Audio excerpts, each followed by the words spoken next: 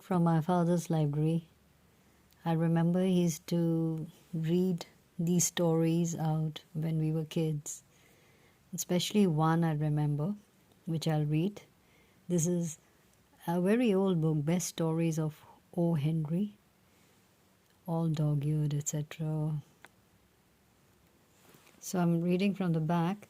The writings of William Sidney Potter, known worldwide as O. Henry, were famous for four outstanding traits. One, ingenuity of plot. Second, incisive brevity. Third, adventurous choice of words. And fourth, the surprise ending.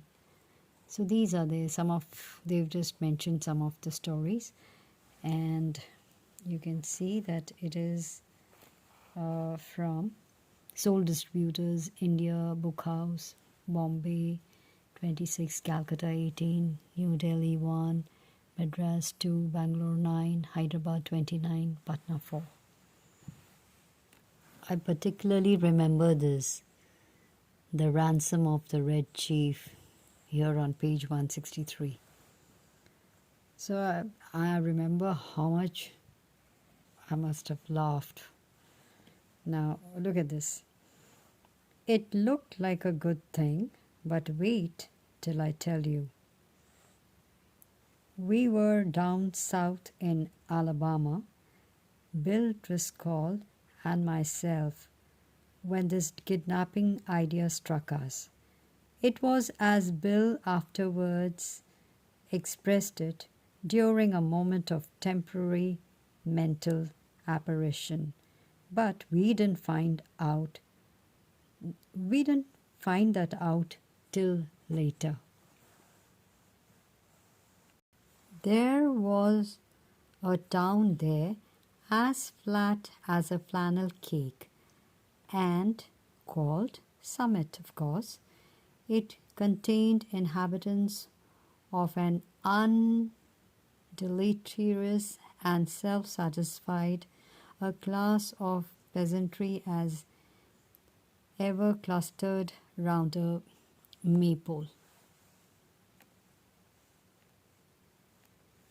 Bill and me had a joint capital of about $600, and we needed just $2,000 more to pull off a fraudulent town lot scheme in western Illinois. We talked it over on the front steps of the hotel. So they decided to do the kidnapping in this little sleepy town of Summit. And I'll just read a little from here and there. So he goes on to write, we knew that Summit couldn't get after us with anything stronger than constables and maybe some lackadaisical bloodhounds and a diatribe or two in the weekly farmer's budget, so it looked good. We selected for our victim the only child of a prominent citizen named Ebenezer Dorset. The father was respectable and tight, a mortgage fancier, and a stern, upright collection plate passer and forecloser. The kid was a boy of 10 with bas-relief freckles and hair the color of the cover of the magazine you buy at the newsstand when you want to catch a train. Bill and me figured that Ebenezer would melt down for a ransom of $2,000 to a cent. But wait till I tell you. About 2 miles from Summit was a little mountain covered with a dense cedar brake. On the rear elevation of this mountain was a cave. There we stored provisions. One evening after sundown, we drove in a buggy past old Dorset's house. The kid was in the street throwing rocks at a kitten on the opposite fence. "Hey, little boy," says Bill, "would you like to have a bag of candy and a nice ride?" The boy catches Bill neatly in the eye with a piece of piece of brick. "That'll cost the old man an extra $500, says Bill, climbing over the wheel. That boy put up a fight like a welterweight cinnamon bear, but at last we got him down in the bottom of the buggy and drove away. We took him up to the cave and I hitched the horse in the cedar brake. After dark, I drove the buggy to the little village 3 miles away where we had hired it and walked back to the mountain. Bill was pasting court plaster over the scratches and bruises on his features. There was a fire burning behind the big rock at the entrance of the cave, and the boy was watching a pot of boiling coffee with 2 buzzard tail feathers stuck in his red hair. He points a stick at me when I come up and says, "Ha, cursed paleface, do you dare to enter the camp of Red Chief, the terror of the plains?" "He's all right now," says Bill, rolling up his trousers and examining some bruises on his shins. "We are playing Indian. We are making Buffalo Bill's show look like Magic Lantern." So he says, "We are making Buffalo Bill's show look like Magic Lantern views of Palestine in the town hall. I'm Old Hank, the trapper, Red Chief's captive, and I'm to be scalped at daybreak. By Jeromino, that kid can kick hard." Yes, sir, that boy seemed to be having the time of his life. The fun of camping out in a cave had made him forget that he was a captive himself. He immediately christened me Snake Eye, the spy, and announced that when his braves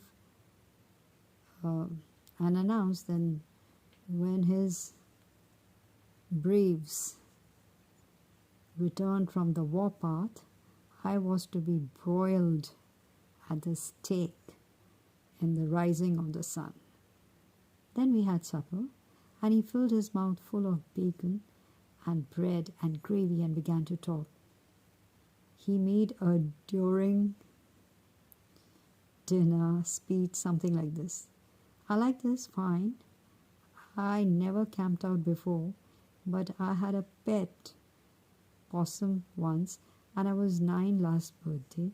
I hate to go to school. Rats ate up 16 of Jimmy Talbot's aunt's speckled hen's eggs. Are there any real Indians in these woods? I want some more gravy. Does the trees moving make the wind blow? We had 5 puppies. What makes your nose so red, Hank? My father has lots of money. Are the stars hot? I whipped Ed Walker twice Saturday.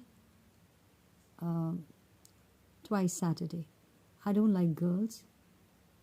You doesn't catch toads unless with a string. Do oxen make any noise? Why are oranges round? Have you got beds to sleep on in this cave?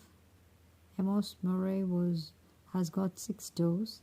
A parrot can talk, but a monkey or a fish can't. How many does it take to make 12? Every few minutes he would remember that he was a pixie redskin and pick up his stick rifle and tiptoe to the mouth of the cave to rubber for the scouts of the hated paleface. Now and then he would let out a war whoop that made old Hank the trapper shiver. That boy had Bill terrorized from the start. "Red Chief," says I to the kid, "would you like to go home?" "Oh, what for?" says he. "I don't have any fun at home. I hate to go to school. I like to camp out. Yes, you won't take me back home again, Snake Eye, will you?" "Not right away," says I. "Oh, we'll stay here in the cave a while." "All right," says he. "That'll be fine." I never had such fun in my life. We went to bed about 11 o'clock. We spread down some white blankets and quilts and put Red Chief between us. We weren't afraid he'd run away. He kept us awake for 3 hours, jumping up and reaching for his rifle and screeching. Hissed Bard in mine and Bill's ears as the fancied crackle of a twig or the rustle of a leaf revealed to him, to his young imagination, the stealthy approach of the outlaw band. At last I fell into a troubled sleep and dreamed that I had been kidnapped and chained to a tree by a ferocious pirate with red hair. Just at daybreak, I was awakened by a series of awful screams from Bill. They weren't yells or howls or shouts or whoops or yaps, such as you'd expect from a manly set of vocal organs. They were simply indecent, terrifying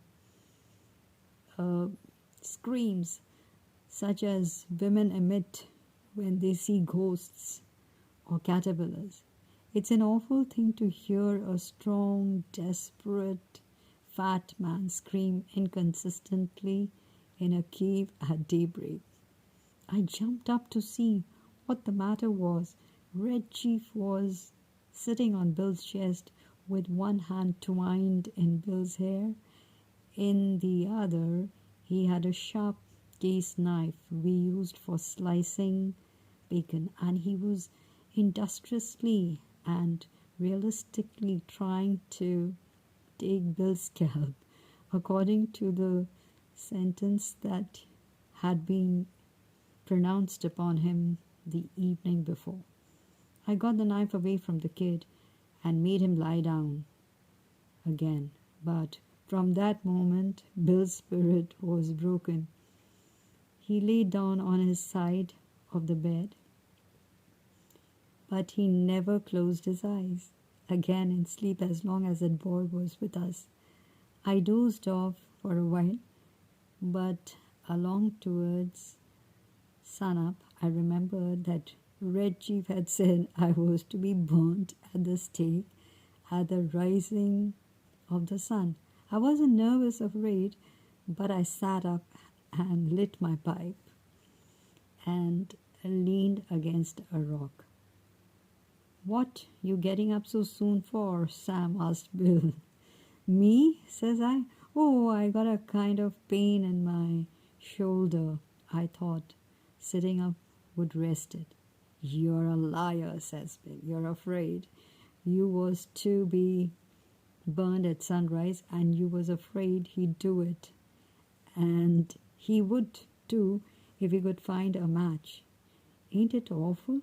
Sam, do you think anybody will pay out money to get a little imp like that back home?" "Sure," said I. "A rowdy kid that like that is just the kind that parents dote on. Now you and the chief get up and cook breakfast while I go up on the top of this mountain and reconnoiter. I went up to the peak of the little mountain and ran my eye over the contiguous vicinity. Over towards summit, I expected to see the sturdy yeomanry of the village, armed with scythes and pitchforks, beating the countryside for the dastardly kidnappers. But what I saw was a peaceful landscape, dotted with one man ploughing with a dun mule. Nobody was dragging the creek, no couriers dashed hither and yon, bringing tidings of no news to the distracted parents. There was a serene attitude of somnolent sleepiness pervading that section of the external outward surface of Alabama that lay exposed to my view. Perhaps, says I to myself, it has not yet been discovered that the wolves have borne away the tender lambkin from the fold. Heaven help the wolves, says I, and I went down to the mountain to breakfast. When I got to the cave, I found Bill backed up against the side of it, breathing hard, and the boy threatening to smash him with a rock half as big as a coconut. He put a red-hot boiled potato down my back, explained Bill, and then mashed it with his foot. And I boxed his ears. Have you got a gun about you, Sam? I took the rock away from the boy and kind of patched up the argument. I'll fix you, says the kid to Bill.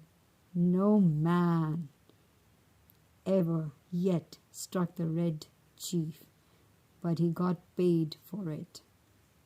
You better beware. After breakfast, the kid takes a piece of leather with strings wrapped around it out of his pocket and goes outside the cave, unwinding it. What's he up to now? Says Bill, anxiously. You don't think he'll run away, do you, Sam? No fear of it, says I. He don't seem to be much of a homebody, but we've got to fix up some plan about the ransom. There doesn't seem to be much excitement around Summit on account of his disappearance, but maybe they haven't realized yet that he's gone. His folks may think he's spending the night with Aunt Jane or one of the neighbors. Anyhow, he'll be missed tonight. We must get a message to his father demanding the $2,000 for his return. Just then we heard a kind of war whoop, such as David might have emitted when he knocked out the champion Goliath. It was a sling that Red Chief had pulled out of his pocket, and he was whirling it around his head. I dodged and heard a heavy thud and a kind of a sigh from Bill, like a horse gives out when you take his saddle off. A niggerhead rock the size of an egg had caught Bill just behind his left ear. He loosened himself all over and fell in the fire across the frying pan of hot water for washing the dishes. I dragged him out and poured cold water on his head for half an hour. By and by, Bill sits up and feels behind his ears and says, Sam, do you know who my favorite biblical character is? Take it easy, says I. You'll come to your senses, senses presently. King Herod, says he, you won't go away and leave me here alone, will you, Sam? I went out and caught that boy and shook him until his freckles rattled. If you don't behave, says I, I'll take you straight home. Now, you're going to be good or not? Are you going to be good or not? I was only funning, says he suddenly. I didn't mean to hurt old Hank, but what did he hit me for? I'll behave, Snake Eye, if you won't send me home and if you let me play the Black Scout today. I don't know the game, says I. That's for you and Mr. Bill to decide. He's your playmate for the day. I'm going away for a while on business. Now you come in and make friends with him and say you're sorry for hurting him, or home you go at once. I meet him and Bill shake hands, and then I took Bill aside and told him I was going to Poplar Grove, the little village 3 miles from the cave, and find out what I could about how the kidnapping had been regarded in Summit. Also, I thought it best to send a peremptory letter to the old man Dorset that day, demanding the ransom and dictating how it should be paid. You know, Sam, says Bill, I've stood by you without batting an eye in earthquakes, fire and flood, in pocket games, dynamite outrages, police raids, train robberies, and cyclones. I never lost my nerve. I've never lost my nerve yet till we kidnapped that two-legged skyrocket of a kid. He's got me going. You won't leave me long with him, will you, Sam? I'll be back sometime this afternoon, says I. You must keep the boy amused and quiet till I return. And now we'll write a letter to old Dorset. Bill and I got paper and pencil and worked on the letter, while Red Chief, with a blanket wrapped around him, strutted up and down guarding the mouth of the cave. Bill begged me tearfully to make the ransom $1,500 instead of $2,000. I ain't attempting, says he, to decry the celebrated moral aspect of parental affection, but we're dealing with humans, and it ain't human for anybody to give up $2,000 for that 40-pound chunk of freckled wildcat. I'm willing to take a chance at $1,500. You can charge the difference up to me. So to relieve Bill, I acceded, and we collaborated a letter that ran this way. Ebenezer Dorset, Esquire, we have your boy concealed in a place far from Summit. It is useless for you or the most skillful detectives to attempt to find him. Absolutely the only terms on which we can have him restored to you are these. We demand $1,500 in large bills for his release,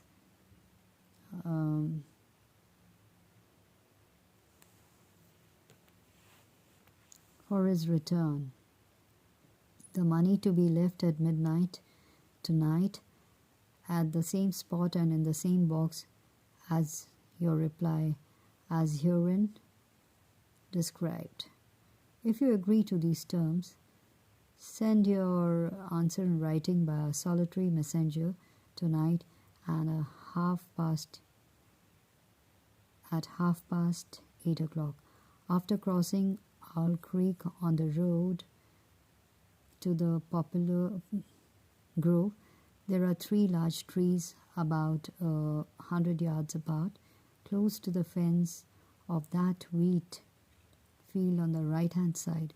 At the bottom of the fence post, opposite the third tree, will be found a small paste board box. The messenger will place the answer in this box and return immediately to Summit. If you attempt any treachery or fail to comply with our demand as stated, you will never see your boy again. If you pay the money as demanded, he will be returned to you safe and well within 3 hours. These terms are final, and if you do not accede to them, no further communication will be attempted. 2 desperate men. I addressed this letter to Dorset and put it in my pocket. As I was about to start, the kid comes up to me and says, "Oh, Snake Eye, you said I could play the Black Scout while you were gone?" "Play it, of course," says I. "Mr. Bill will play with you." "What kind of a game is it?" "I'm the Black Scout," says Red Chief, "and I have to ride to the stockade to warn the settlers that the Indians are coming. I'm tired of playing Indian myself. I want to be the Black Scout." "All right," says I. "It sounds harmless to me. I guess Mr. Bill will help you foil the pesky savages." "What am I to do?" asks Bill, looking at the kid suspiciously. You are the horse," says Black Scout. "Get down on your hands and knees. How can I ride to the stockade without a horse?" "You better keep him interested," says I, "till we get the scheme going. Loosen up." Bill gets down on his all fours, and a look comes on his eyes like a rabbit's when you catch it in a trap. "How far is it to the stockade, kid?" he asks in a husky manner of voice. 90 miles, says the Black Scout, "and you have to hump yourself to get there on time." "Whoa, now." The Black Scout jumps on Bill's back and digs his heels in his side. For heaven's sake, says Bill. "Hurry back, Sam, as soon as you can. I wish we hadn't made the ransom more than 1,000. See, you quit kicking me or I'll get up and warm you good." I walked over to the Poplar Grove and sat around the post office and store, talking with the Chob Bacons and that came into trade. One Whiskerando says that he hears Summit is in all upset on account of Elder Ebenezer Dorset's boys having been lost or stolen. That was all I wanted to know. I bought some smoking tobacco, referred casually to the price of the black-eyed peas, posted my letter surreptitiously, and came away. The postmaster said the mail carrier would come by in an hour to take the mail to Summit. When I got back to the cave, Bill and the boy were not to be found. I explored the vicinity of the cave and risked a yodel or two, but there was no response.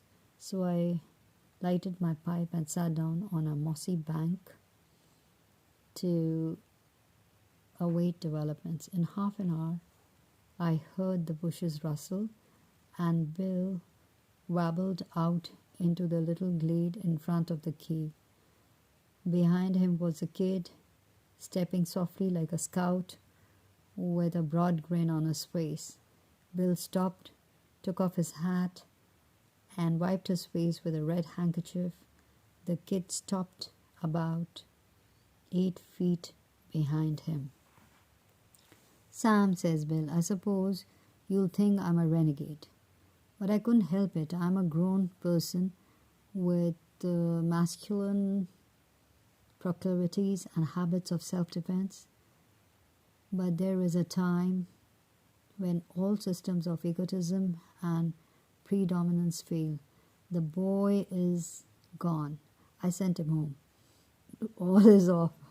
There was martyrs in old times, goes on Bill, that suffered death rather than give up the particular graft they enjoyed. None of them ever was subjugated to such supernatural tortures as I have been. I tried to be faithful to our articles of depredation, but there came a limit. What's the trouble, Bill? I asked him. I was rowed, says Bill, the 90 miles to the stockade, not barring an inch. Then, when the settlers were rescued, I was given oats. Sand ain't a palatable substitute. And then, for an hour, I had to try to explain to him why there was nothing in holes. Our road can run both ways. And what makes the grass green? I tell you, Sam, a human can only stand so much. I takes him by the neck of his clothes and drags him down the mountain. On the way, he kicks my legs black and blue from the knees down, and I have got to have 2 or 3 bites on my thumb and hand cauterized. But he's gone, continues Bill. Gone home. I showed him the road to summit and kicked him about 8 feet nearer there at one kick. I'm sorry, we lose the ransom, but it was either that or Bill was called to the madhouse. Bill is puffing and blowing, but there is a look of ineffable peace and growing content on his rose-pink features. Bill, says I, there isn't any heart disease in your family, is there? No, says Bill, nothing chronic except malarias and accidents. Well, then you might turn around, says I, and have a look behind you. Bill turns and sees the boy and loses his complexion and sits down plump on the ground and begins to pluck aimlessly at grass and little sticks. For an hour I was afraid of his mind, and then I told him that my scheme was to put the whole job through immediately and that we would get the ransom and be off with it by midnight if old Dorset fell in without proposition. So Bill braced up enough to give the kid a weak sort of a smile and a promise to play the Russian in a Japanese war with him as soon as he felt a little better. I had a scheme for collecting that ransom without danger of being caught to counterplots and ought to command itself to professional kidnapping. The tree under which